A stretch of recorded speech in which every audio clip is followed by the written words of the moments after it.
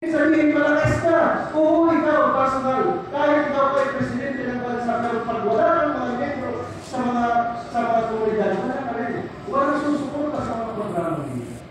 This time, kailangan natin baguhin ang direksyon natin na huwag natin pagpunan ng pansin ang mga leader na nagiging problema ng natin. Let it be. Kung problema yan, hindi pala palisin yan sa organisasyon. Kung problema mo yan, huwag mo interfering. Bakit? Dahil last time, nagka-problema tayo sa UGB, ano nangyari sa atin? Pare-parehas, nakalisan yung mga chairman. Actually, akala natin that time, tayo may problema natin alam. Baka mali yung pamamalaan natin, baka mali yung sistema natin. Sinisisi na natin yung mga sarili natin that time.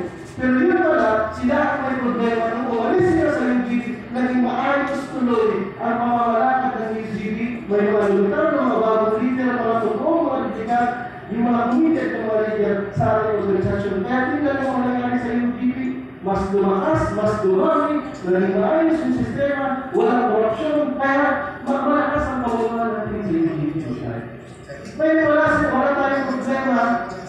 Dati halos buwan-buwan, yun lang inisip natin paano natin sila muli pamabalikin sa UGB. Nawala tayong nag-focus dahil puro problema ang ating inatipan. Kaya sabi ni Karina ni Pinag-Percival, pag problema ayaw na namin sabihin.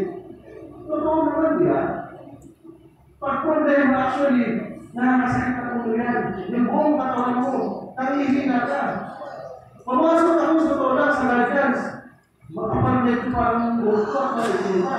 Bakit ba nakapasok sa masabi siya? Pero ngayon may hindi na bukot. Di ba? Napupumay na rin. Dahil, totoo yan, problema talaga ang naging dominante sa kanya. Pero this time, sana magtulungan tayo. Pagbalik ang problema, solusyon ang agad, gawan ng desisyon, ang importante sa atin. Lahat ba tayo ang direksyon papunta doon sa gusto natin mangyari para sa kanya? Kasi kung lahat tayo papunta doon sa direksyon natin, gusto mangyari para sa lahat ng region, yung mga problema na yan, madaling ayusin natin sa totoo. Kaya sana, mga chairman, yung mga membro, mga officers ko nandito ngayon, maging inintro ang DGAs, ang Guardians Globalize. Dahil pag-global kayo maging example kayo sa isang organisasyon na kaya ng resolusyonan ang mga problema ng mga bawat chapter at mga branches na nakapailalim ng Guardians Globalize. Dahil kung kayo mismo ay nagkakasundo, ibig sabihin pati ang ibang mga central coordination sa kanilang kanya-kanyang mga branches ay pwede po magkasundo. Patunayan po natin, para pagdating po, bago last year, pag lumabas na ang hinihintay natin announcement, grand announcement po mangyayari yan, para dun sa ating meeting parties. Pag nag-grand announcement na po tayo, huwag na po tayo magtanong-tanong. Ngayon pala maganda na tayo dahil lahat ng nasa UGB, lahat ng mga guardians sa buong bansa, ngayon natin patutunayan sa bansang Pilipinas na ito na nandito na ang totoong mga guardians sa Pilipinas na hindi na magpapulit at totoong lalaban at mananalo sa lahat sa Pilipinas. Tayo naman ngayon. Matagal na panahon tayo maghintay. 4 na dekada, sana this time. Talagang parang natin. Kaya na natin ng 1 seat. Kung kaya mo natin ng 2, para mas marami, maximum 100 seats. Ang 3 seats po, pinakailangan ng 1.3 million na boto ng lahat ng guardians sa Pilipinas. Pag nangyari nagawa natin yan, we will mark history in this country. Gagawin natin kasaysayan ito na tayo mga guardians, umuputan sa Kongreso, mga membro ang bumoto, hindi tayo nagbili, hindi tayo nagbeda ng boto. Dahil pagdating natin sa Kongreso, taas na buto tayo. Dahil mga congressman, karamihan dyan sa House of Representatives, yung upuan na yung upuan nila ay binili nila yun sa kakumanan. Tayo itaas mo dahil ang guardians mismo ang nagtutulungan sa atin sa Kongreso. At pagdating na araw na yun, dahil nito magsasabi po niya kapag hindi namin nagampanan ang role namin dyan, kung hindi na kayo is kung magsalita ng masasabi. Dahil utang na loob yan sa lahat ng mga miyembro ng guardians at dapat suklihan ng servisyo yan sa mga miyembro ng guardians. Ngayon lang po mangyayari ito na tayo mismo ang magkakaroon ng boses sa loob ng kongres na yan. Maraming usapin sa loob ng kongreso. Maraming usapin para sa mga miyembro natin sa guardians. Ang ating secretary, ang ating mga pagkakaisa para doon sa regulatory body sa UGP para sa lahat ng guardians. Usapin ng mga benepisyo at mga sa guardians para sa yan. Magkaroon tayo ng totoong representation kahit kung natin magiging volunteer ay pwede maging programa din po yan. At i-recognize ng ating mga congressman at ang buong bansa na tayong mga guardians ang magiging number one na volunteer organizations sa bansa ito. This is actually totoong ginagawa ko natin yan. Pero hindi tayo na-recognize. Bakit? Wala na tayong ginagawa sa kongreso. Wala na nagbibigay ng boses doon na tayong mga guardians, tayo pala yun, ang pinaka-number one volunteer organization sa buong bansa, sa buong Pilipinas. Silang umaano ng marami ang pursuit na tayo ang gumagawa mga guardians. Ang dami natin pwedeng gawin makasunod tayo sa ating mga lahat. Maraming usapin mga kailangan natin solusyonan din. Usapin sa presyo ng bigas, presyo ng mga bilihin, usapin ng presyo ng gasolina, mga benepisyo para sa mga guardians. Ang dami. This time, pag nangyari yan, tayo ang guardians ang magiging totoong party list representative dyan sa Congress. Marami ang tumutulong sa party list, pero sa patulan, karamihan din sa mga party list na nandyan ay pinilipila ang kanilang mga patulan. Pero tayo mga guardians, pag nabuo tayo dyan, tayo ang itinilay na ito dapat ang tunay na party list ng mga mamamayan. Pag nagawa natin yan, panalo na natin kahit isa, dalawa, sunod na panahon, maraming party list na natin gawin.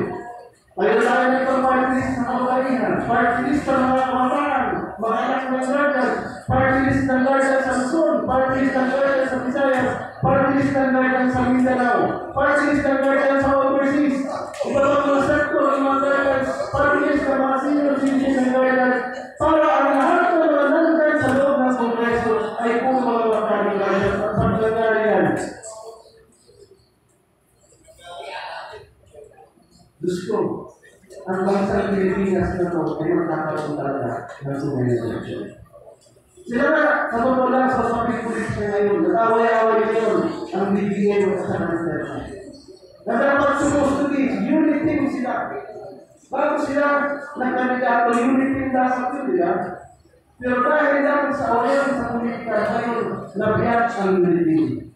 Ano mangyayari pag ganun? Unti-unti na naman magiging problema ang mga usaping pambayan at mga mahalagang issue sa ating bayan, sa ating bansa, ang benepisyo ng mga magagawa, benepisyo ng mga maralita, problema naman yun. Kasi nakapokus naman lahat ng mga politiko natin doon sa bayan sa politika. Kaya tayo ng guardians, huwag tayo nakapokus sa ating mga tanong kasabi. Ang layunin ng guardians sa ngayon, sumali kung na tayo sa usaping elektoral, ipanalo natin ang ating sariling party list, umupo tayo sa Kongreso, at pagkanagdan na tayo, ibigay ang benepisyo para sa lahat ng guardians, at pagkatapos kung saka tayo makialam sa usaping pambayan, usapin ng ating bansa. Dahil kaya na yan, pagkawalan ng lahat ng ating nararamdaman. Dahil tayo pagtulong tayo, siyempre, para tayo nalaman. Unahin muna natin ang problema ng guardians sa ekonomiya at sa presentasyon. Pag nangyari yan, that is the time. Okay, guardians, may panahon na tayo para tayo ang komodisyon sa mga issue ng pambayan at national issues especially pag-politikan natin. At sigurado ako pag nangyari yan, tayo mismo ang hahanapin ng lahat ng mga politiko sa Pilipinas.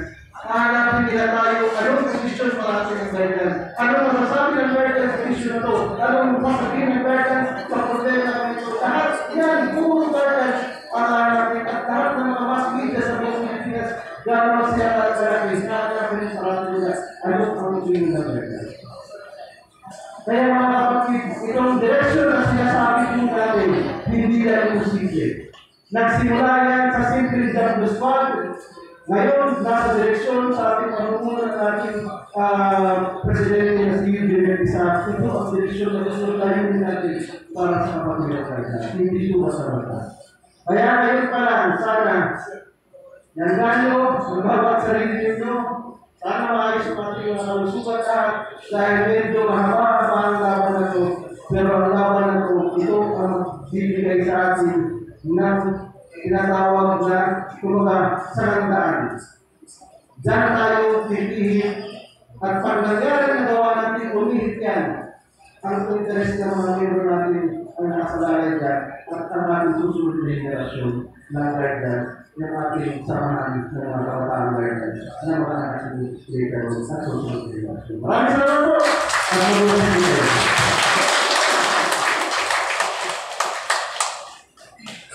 At maraming salamat po. Our Secretary General ng UDP. No? Mabuhay ang UDP! Kung kayo, sir, ay malapit na matapos. No? Kaya sigurado tayo panalo. So, bigyan po natin mga pagkakataon na makapagbigay ng message po. Ang ating po anak ng ating ama. Napakaganda ng agama. Si David Saray, David Hamaw, Ma'am, and Mrs. po. Maraming magandang buhay. Yun, ito lang ako, nagwalali ko lang dito, nag-enjoy lang ito. Nagsasabi ko ako. Anyway, maraming salamat po sa pag-ibay sa ating video. Si Sarah po yung nasa Cebu. So, gusto naman po na dito, kaya lang, medyo, condition po yung sarili niya. Sa mga po nakakaalap, saka my brother just passed away last December 22, 2020 po. So, kaya ibalik yung lakas niya and makuha niya. Kaya pinipis of mind na wala ako rin pa ako ganun talaga naka-move on siya. Tapos ni Papa kasi nawala 2 years ago. So, nangyamahan yung kapatid ko. So, ibig sabihin, hindi kami okay. Pero, hindi ibig sabihin na susumo kami sa buhay. So, sana, inuwan sa akin ito ni BFG, itong UGC, para hanapin po ang mga totoong guardians na nagkalat. So, sana po, tulungan natin ang samahan natin ng mga tunay na guardians na gustong ilagay sa isang bahay na ginawa na ang UGC po. So, ngayon, 2025, darating ang ating election para sa ating party list. Pangarap po ng BFG na magsama-sama tayo dito sa UGC para kapag nasa orders na tayo, lahat po na pangailangan natin mga brothers and sisters ay manipilin natin galing sa government na imbis na napupunta kung saan-saan sa ating po mismo dahil tayo po ay tumutulong voluntarily ng buong puso natin sa mga tao na nangailangan at mas less fortunate po sa atin.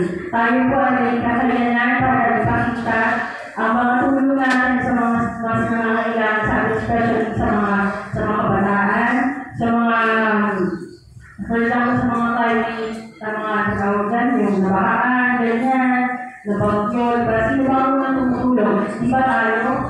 So, wala tayong tao dito pero tumutulong tayo. So, this time, bigyan natin yung sarili natin ang pagkakataon, ibigay sa atin yung tamang benefit at ibigay sa atin yung tamang karapatan natin na magkaroon ng parte ng budget ng government, di ba? So, alam mo yan. Di ba? Alam naman natin, maraming mga nakasago, hindi natin alam kung saan pupunta. Pero this time, supportahan po natin ang sarili natin dahil marami pong politiko ang lumalapit sa atin para sa suporta natin. Pero sana huwag po tayo mag-post doon. Hindi naman tayo wala namang pilitan ko. Pero as part of UGP, as part of Garden, sana naisip ninyo kung paano sana itong ginagawa natin. Ikot mo natin lahat ng Garden. Ito pong UGP, ay naputan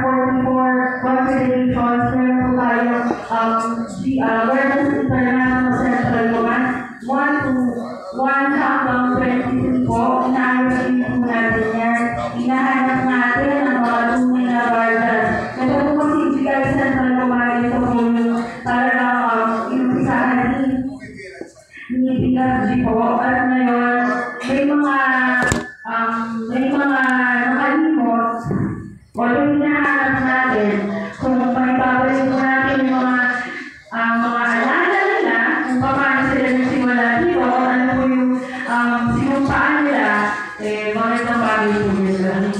Magandang bagay po yun na maaalalagin natin sila sa UGB. At kayo po, kung hahanap niyo po yung mga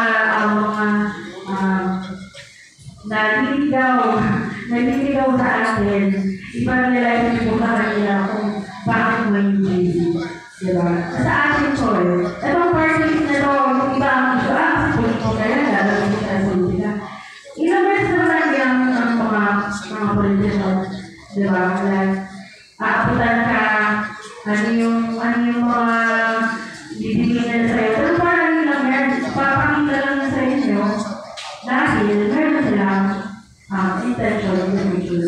Pero itong ginagawa natin, kailangan natin ng malaking pondo, malaking budget para sa ating organization na hindi tayo maliit. Imagine ninyo kung gano'n tayo kalaki inside Philippines, outside Philippines, napakalaki po natin. Marami pa po nagkalat dyan na yun na ulit-ulitin ko, hanapin natin na sinutin po yung ginagawa ko. O ngayon ako, kasi iiwan na ako. Sabi niya sa akin, hanapin mo sila, yun din po ang pinili niya mga sa kanila.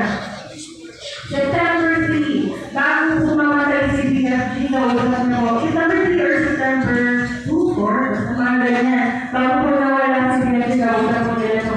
Mga medyo nag-iyakan na sila.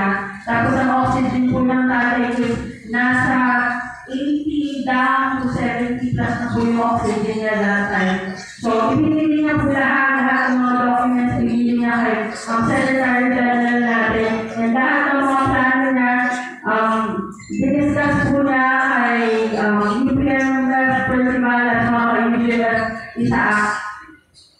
Kaya ayun, sana po sumataan natin. Maraming ayaw po sa ating bagong mga leadership ngayon, pero kaya po rin ginawang bagong guidance dahil alam niyo na maraming kakalapan kapag wala siya. Yan lang ako. So yun lang po. Maraming salamat. Happy anniversary. Maraming salamat po, Mr. Sally. Daughter po ang ating PNP Abraham. Ngayon po, kung narinig po natin kanina kaya hindi Bisaya na malapit na matapos. Ito po magsasalita para sa kanya ay tapos na po ang laban. Nasa masa nakaupo na po ang UTV. Bibilangin nila kung isa o dalawa, tatlo ang upo. Pero tapos na po ang laban. Ito po magsasalita po ay ang ating UGB President. Sa kanya po magagaling ang magandang mensahe na tinatag ang UGB. Bigyan pagkamatang po natin, makapasita ang ating UGB President, UGB sa Melvin Fontagal.